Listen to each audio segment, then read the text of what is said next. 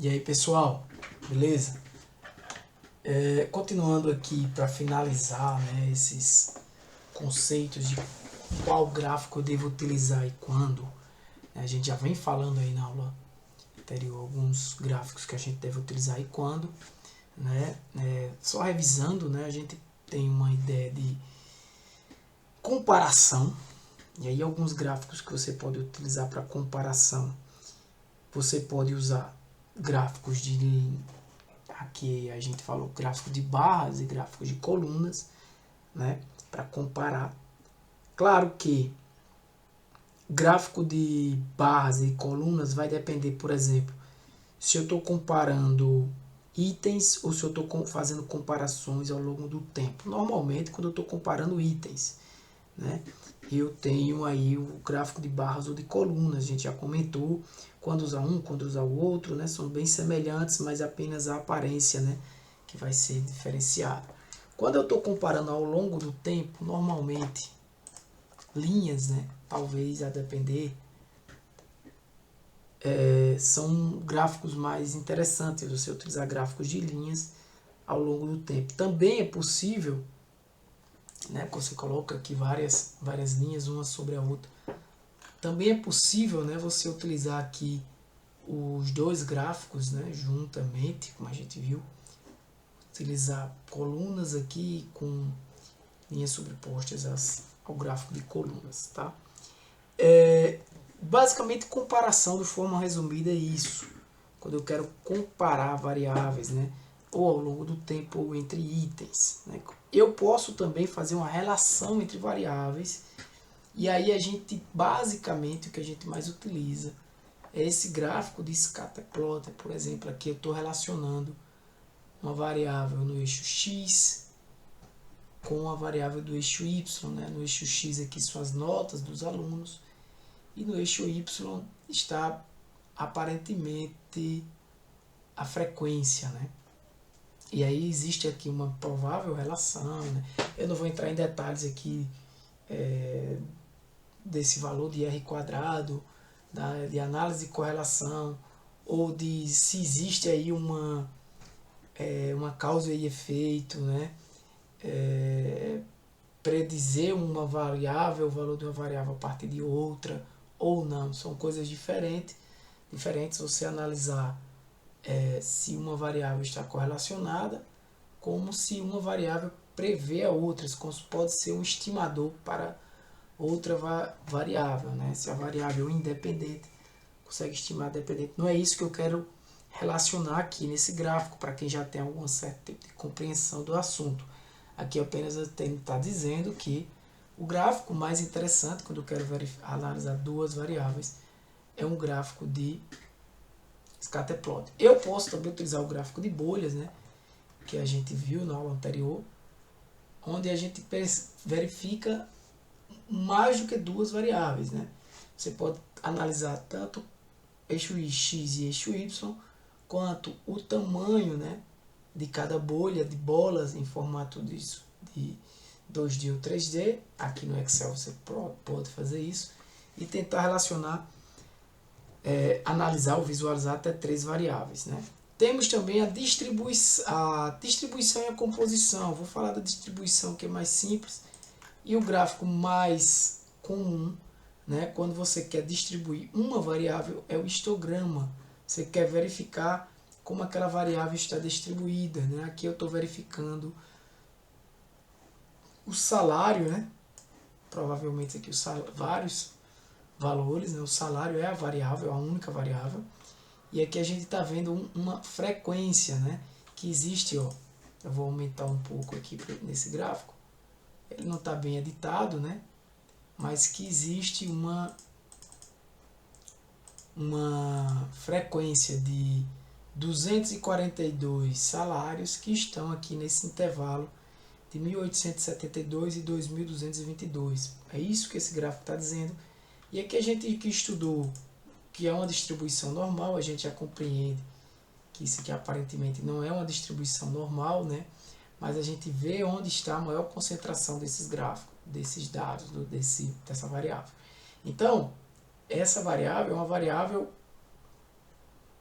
que está distribuída, né, basicamente aqui entre esses 5 valores aqui praticamente, entre 1.800 e 4.900, 5 mil reais basicamente, né?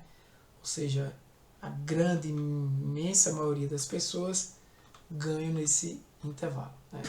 Tem um salário nesse intervalo. Quando a gente tem muitas classes, a gente chama isso aqui de intervalos de classe, né? Quando a gente tem uma distribuição muito... Essa forma aí de como eu vou distribuir, como eu vou criar um histograma, né? As ferramentas elas já criam, elas já dividem na quantidade de classes ideais, né? O que elas consideram ali interessante, mas existem técnicas, né? Como a gente comentou no módulo, em outras aulas aqui de análise de dados, para como você dividir, quantas categorias, né? Você dividir. Então você, por exemplo, uma bem básica, você teria a raiz quadrada de n, que é a quantidade de elementos, né? Então, quando você tem muitos dados, por exemplo, fica um pouco difícil de você visualizar. Nesse caso aqui até que eu consigo ver bem. Muitas vezes é interessante que você crie aqui uma linha, né, no histograma, ao invés desse conjunto, se a frequência, né, desses intervalos não for também o seu objetivo, né? Então a frequência, se você desenhasse uma linha aqui, ó, você não necessariamente iria saber a frequência de cada intervalo, mas você teria uma visualização, né, de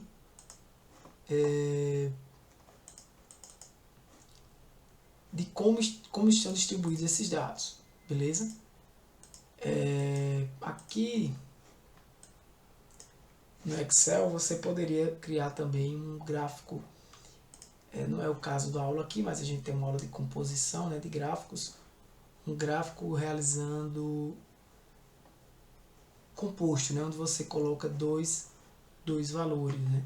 Você coloca 2 gráficos em um só. Poderia também se fazer isso com um gráfico de linha, neste caso aí. Uma outra forma de você verificar a distribuição, aí no caso de 2 variáveis, aí eu volto para cá para o meu scatterplot. Esse não é um bom exemplo para a situação, mas quando eu quero, por exemplo, verificar a distribuição de 2 variáveis, o scatterplot também é um gráfico interessante, porque, por exemplo, você pode verificar a variável x e variável y e verificar os valores que x obtém e os valores que y obtém. Vamos imaginar, né, que esses 3 valores aqui fossem referentes, por exemplo, a um grupo de pessoas, e esses outros valores aqui fossem referentes a outro grupo de pessoas. Então, você tendo essa situação, né, você poderia dizer que esse grupo de pessoas aqui tem um certo padrão, né? Eles têm uma nota e uma frequência menor, e esse grupo aqui tem uma nota e uma frequência maior, né? Então, de fato, aqui são notas de alunos. Você pode até separar aqui, né? Dizer que aqui eu tenho bons alunos, aqui eu tenho os alunos com baixo desempenho e com alto desempenho. Eu dividir a turma aqui no meio, né? Passar uma linha aqui no meio e dizer que quem tiver para cima dessa linha eu classifico como bom desempenho, quem tiver abaixo dessa linha eu classifico como mau desempenho. Eu posso ter essa ideia aqui também. Então perceba que se eu quiser, por exemplo,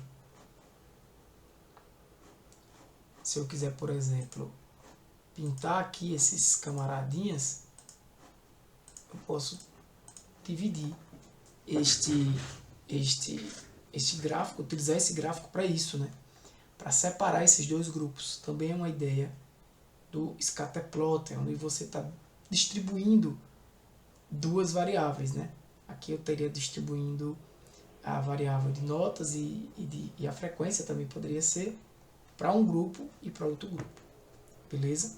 Ou seja, para os 2 grupos como estão distribuídos para esses dois grupos. Poderia ser, por exemplo, turma A, turma B, né? Esses casos aqui, turma A, turma B. Então você poderia ver que a turma A teria uma nota teoricamente, né, matematicamente e possivelmente estatisticamente maior do que a turma B. É matematicamente e estatisticamente maior. Eu falo assim porque existem técnicas estatísticas, né, que a gente utiliza para calcular, por exemplo, se a média desse grupo aqui é maior de fato do que essa, né? Matematicamente a gente vai saber que sim, mas estatisticamente, ou algumas vezes a gente diz que significativamente essa média é maior do que essa, a partir de um nível de confiança alfa, né? De um grau de confiança, na verdade, 1 menos alfa, na verdade, né? Que a gente vai falar mais à frente sobre esses conceitos. Então a gente pode dizer que esse grupo tem uma média maior do que essa, do que esse grupo aqui. Então o scatterplotter, isso tudo aqui foi só para eu dizer que o scatterplotter é também uma forma de você analisar a distribuição dos dados, tá? Existem diversos outros gráficos, tá, gente? Quando a gente fala em composição de gráficos, aqui no gráfico de barras e no gráfico de colunas, a gente trouxe alguns exemplos aqui de composição, né? Ou seja, você pode vir aqui nos gráficos, deixa eu observar esse aqui,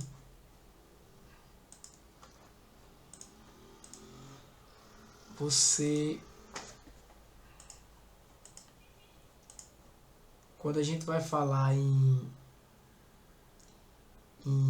composição entre gráficos, não é nem só entre gráficos, mas a composição é o que você quer analisar de fato, né?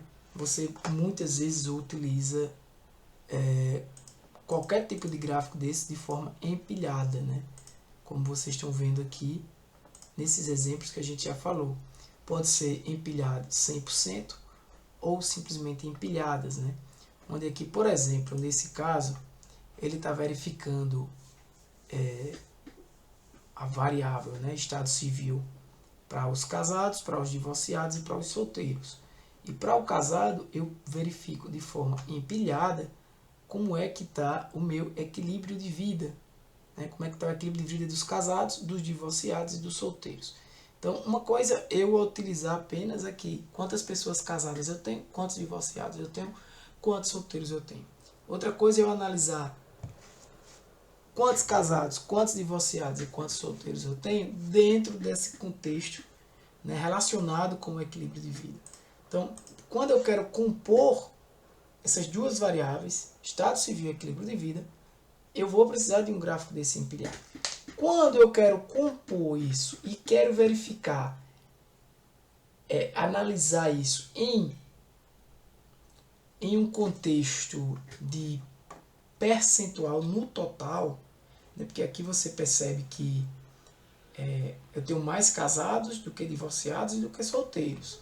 Mas aqui está tudo igual, né, porque a análise aqui não é comparativa de casado com divorciado e com solteiro.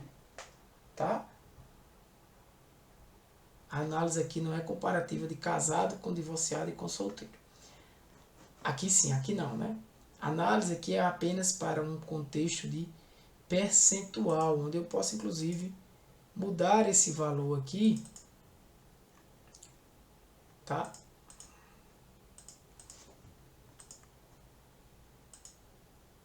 Mudar esses valores para uma ideia de percentual. Se você observar, eu vou aumentar aqui um pouco.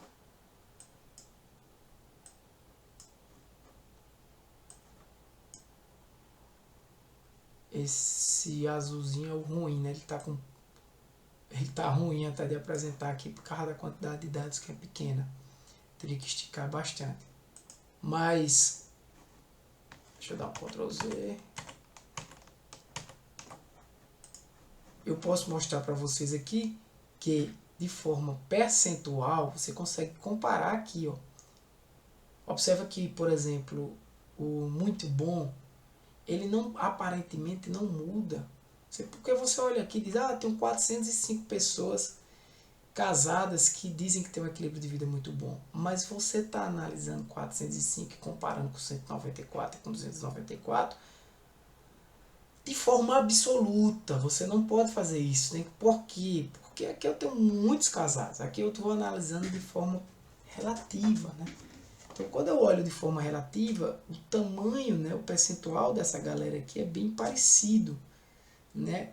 Aparentemente, olhando para o gráfico, aparentemente, a gente tem uma proporção bem semelhante aqui, sabe? Tem uma proporção bem semelhante. Isso quer dizer que, aparentemente, o equilíbrio de vida não vai estar relacionado, por exemplo, com o Estado Civil. Existem testes estatísticos para isso. E não é o caso que a gente está falando agora. Estou só mostrando os tipos de gráficos, tá? Para também a gente realizar a composição, eu mostrei. Esse é um gráfico muito importante, né? Com aquele gráfico de Pareto que a gente estudou também, onde a gente aqui está analisando o que? A gente está vendo que Pareto, né? Aquela teoria, aquele conceito de Pareto, a gente já falou em várias aulas, né? Que